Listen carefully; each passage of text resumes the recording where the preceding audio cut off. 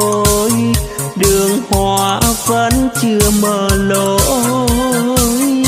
Đời lắm phong trần tay trắng tay, trời đông ngại gió lùa vai gầy.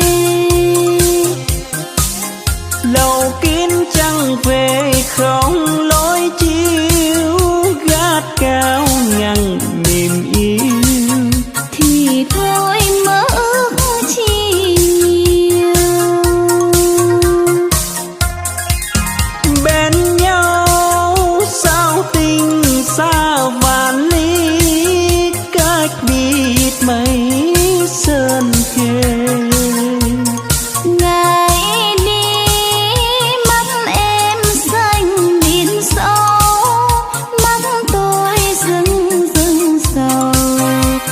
Lặng nghe tiếng pháo, tin ai qua cầu đường phố muôn màu sao thiếu em. Về đâu làn tóc xõa bên rèm. Lầu vắng không người sống khép kín, nhớ em tôi gọi tên, chỉ nghe tiếng lá rơi thề.